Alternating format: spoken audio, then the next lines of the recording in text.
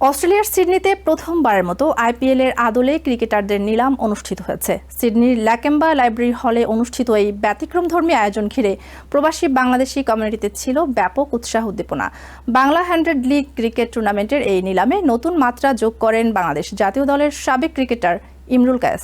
তিনি টুর্নামেন্টটির brand ambassador হিসেবে যুক্ত হয়েছেন। টুর্নামেন্ট কমিটির ডিরেক্টর আতিকুর রহমান সজীব জানান, আগামী 19 এপ্রিল থেকে ক্যাম্বেলটাউনে প্রতিদিন সকাল 8টা থেকে বিকেল পর্যন্ত 3টি করে ম্যাচ অনুষ্ঠিত হবে।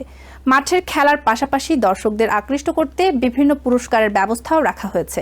এই আয়োজন উপলক্ষে সিডনির বিশিষ্ট ব্যক্তিরাও উপস্থিত ছিলেন।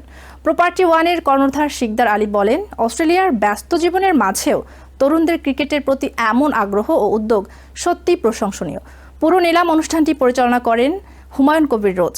অনুষ্ঠানে 6টি ফ্র্যাঞ্চাইজি দল ও আসরের ক্রিকেটারদের অংশগ্রহণে প্রাণবন্ত হয়ে এক পরিবেশ নিলাম সম্পন্ন হয়।